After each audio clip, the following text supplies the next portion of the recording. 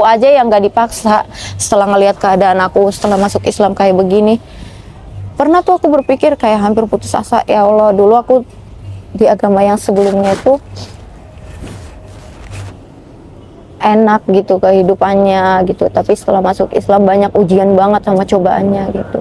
Infonya bahwa Mbak Dia ini sebelum masuk Islam katanya berpetualang dulu ya di agama benar. Kristen. Iya benar. Di 3 sekte ya. Iya. Itu bisa dijelaskan nggak bagaimana kronologinya? Boleh. Jadi sebelumnya saya itu dari Kristen Katolik. Itu agama yang dianut oleh kedua almarhum orang tua saya. Di Kristen Katolik itu saya lama. Ada di Kristen Katolik itu perjanjian lama dan perjanjian baru. Itu terus ada Alkitabnya. Perjanjian lama dan perjanjian baru itu saya pernah pertanyakan itu sama almarhum ayah saya. Ini apa sih kok ada kayak gini? Nah, sebelum saya mempertanyakan itu, saya sebelumnya pernah masuk di Saksi Jehovah. Saksi Jehovah itu nggak ada kayak gitu. Terus saya tanya, Pak, emang kalau agama Kristen itu berbeda-beda ya? Kenapa kamu nanya begitu? Katanya, waktu aku sekolah di sekolah swasta tuh, aku pernah masuk Saksi Jehovah. Saya tanya ke bapak, pas aku di sekolah Pak, aku pernah ke gereja Saksi Jehovah. Aku tanya semua kitab-kitabnya, beda-beda nggak ya gereja kita? Mungkin pertanyaannya konyol kali ya, cuman menurut aku agak aneh sih kalau agama itu sama-sama Kristen, tapi beda-beda ajarannya gitu. Terus kata papaku cuman jawab, ya kalau Katolik itu emang ada beginiannya, itu tandanya dia Katolik. Kalau Saksi Jehovah itu papa nggak tahu, emang karena bukan agama aku. Nah terus aku bingung, setelah tamat sekolah pas pindah ke Jakarta aku masuk Kristen Advent. Kebetulan ketemu om aku yang pendeta, adik mamaku pendeta. Nah aku masuk Kristen Advent sama dia. Aku nanya lagi, beda lagi, Alkitabnya itu beda lagi. Di sini ada nggak perjanjian baru, perjanjian lama Pak Pendeta? Nggak ada, katanya kitab kita cuman ini doang, satu. Terus pas dibaca-baca Alkitabnya itu banyak, isinya berbeda. Kan kayak Bible gitu ya, kita nggak punya ya Pak Pendeta ya, nggak punya, pokoknya kita Alkitab ini aja katanya. Alkitabnya itu kalau nggak salah tuh di Kristen Advent yang warna merah ya.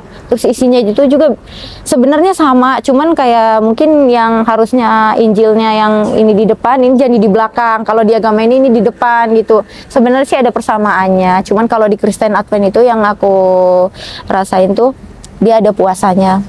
Terus ada makanan yang diharamkan. Kayak minuman aja ada yang diharamkan. Kita nggak boleh minum teh. Makan ikan pun kita nggak boleh makan ikan, misalkan kalau dia yang bersirip aja nggak boleh. Jadi kalau kita makan ikan dia harus bersirip dan bersisik kayak gitu, benar-benar diharamkan. Terus makanan seafood itu kita diharamkan. Aku pernah nanya sama pendeta, kenapa sih makanan-makanan itu kita diharamkan, makanan yang seperti itu. Nggak tahu kenapa ya pendeta itu nggak bisa ngejelasin. Sampai saat ini saya masih suka nanya, nggak bisa ngejelasin kenapa gitu. Terus nggak ada perayaan Natal. Sementara waktu aku di gereja Katolik, di agamaku yang Katolik itu ada perayaan Natal, Saksi Jehovah ada perayaan Natal. Aku nanya ke papi yang pendeta, kenapa kita nggak ada perayaan Natal? Karena pas hari perayaan Natal itu sebenarnya hari penyembahan matahari menurut Alkitab dia. Itu yang dijelasin pendeta sama aku. Oh begitu ya. Sampai dia dulu pernah buka YouTube, dia kasih tunjuk sama aku nih, ini penyembahan matahari, katanya gitu sama aku. Oh gitu, berarti kita nggak ada perayaan Natal ya? Nggak ada sama sekali. Kayak gitu. Makanya di Advent sama Katolik sama Saksi Jehovah itu berbeda-beda. Nggak ada perayaan Natal. Kalau di Katolik itu ada semua perayaannya gitu. Ada yang namanya, kalau di Katolik ada yang namanya Kamis Putih, ada hari kematian, hari kebangkitan. Itu sih yang saya bedain. Pernah sih juga nanya waktu saya di Katolik, kenapa harus ada hari kematian? Emang Tuhan kita itu mati ya? Terus mati, emang kita tahu bangkitnya kapan? Pernah sih saya tanya gitu, kan ada hari kematian, ada hari kebangkitan. Saya bingung dong pas saya di agama itu. Masa ada hari kematian, hari kebangkitan, bangkitnya kapan, matinya kapan? Itu yang saya tanyakan. Bingung pas udah tamat sekolah ya, mungkin udah dewasa, bingung kok agama begini ya, berbeda-beda gitu pikiran saya. Udah pas saya tinggal di Bekasi dulu sama orang tua ya, sama orang tua angkat yang pendeta, ketemu orang yang beragama Islam, ibu-ibu sebenarnya. Sering ngaji, sering ke pengajian-pengajian gitu. Nggak tahu kenapa, Bu, bisa ikut nggak? Tapi saya agamanya Kristen. Boleh, tapi orang tuamu marah nggak? Nggak, orang tua saya nggak ada. Kebetulan dia lagi ceramah ke Kalimantan tuh. Waktu itu papi ingat banget ya, Kalimantan. Oh, pendeta Yang pendeta, saya manggilnya papi. Karena mama nyuruh gitu. Ya? Iya, karena udah nggak ada orang tua, memang dia udah kayak orang tua sendiri kan. Papi kebetulan lagi Kalimantan, ikut ngaji-ngaji, nanya-nanyain, Bu, ini apa sih sebenarnya artinya. Terus yang pertama itu dia kasih tahu tuh ibadahnya. Si ibu itu nanya, kamu kalau ibadah seperti apa sih di agama kamu yang sebelumnya?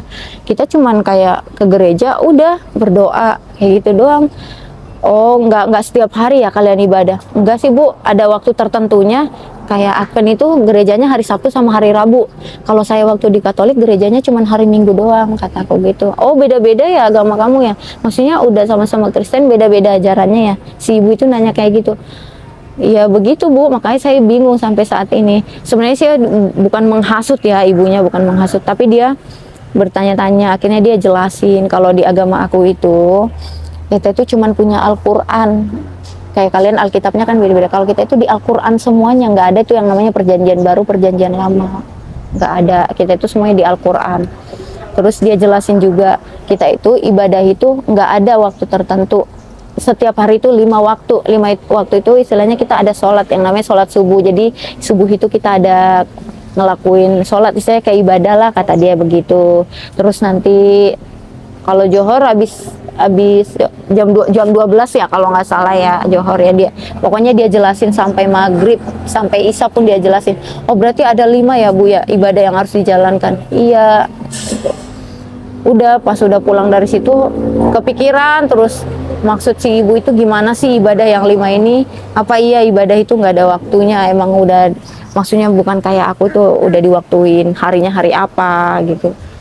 Udah dari situ tuh aku mikir terus sampai akhirnya sering ikut si ibu itu ngaji-ngaji, sampai nonton YouTube tentang Islam. Aku tonton pas dulu ada mualaf juga, kebetulan teman aku mualaf, dia tuh orang Batak.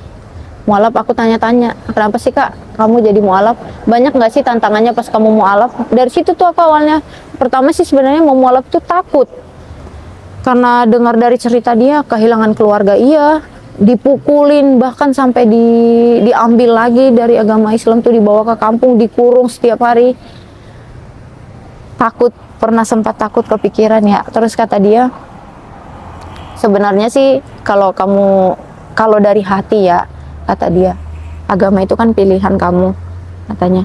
Terus setelah yang kamu jalanin dari 3 gereja ini, dari 3 agama ini, kamu kan ngerasa banyak yang berbeda-beda. Udah, kamu ikutin kata hati kamu, mau ngikut yang mana gitu. Tapi nggak tahu kenapa ya aku kayak lebih tertarik ke Islam, lebih nyaman ke Islam gitu setelah dijalanin, setelah banyak yang udah ditanya-tanya gitu ya kan. Sampai akhirnya memutuskan untuk mualaf gitu. Sebelum mualaf pun aku ngomong ke orang tua aku yang pendeta, aku mau mualaf. Dia sampai pernah marah banget. Kenapa kamu milih mualaf? Apa ada yang salah di agama ini? Banyak yang papi nggak bisa jawab, banyak pendeta yang bisa nggak jawab. Contohnya kayak makanan-makanan haram itu, kenapa kita mesti diharamkan? Itu aja papi sampai sekarang nggak bisa kasih jawaban gitu. Udah, papi cuma bilang terserah. Akhirnya dia nggak marah, agama itu kan pilihan kamu masing-masing, katanya. Silahkan kalau mau ke situ, katanya. Kalau papi pendeta, alhamdulillah sampai sekarang ya nggak akan pernah menutup pintu untuk kamu. Mau kamu di agama manapun selalu terbuka untuk kembali ke sini. Kayak gitu sih sampai saat ini.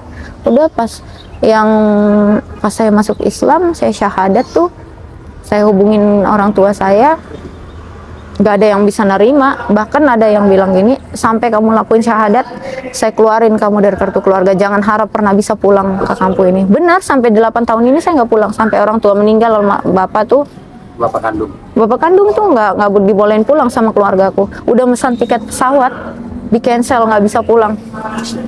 Dibilang udah dimakamin bapaknya. Mengalami kekerasan, iya.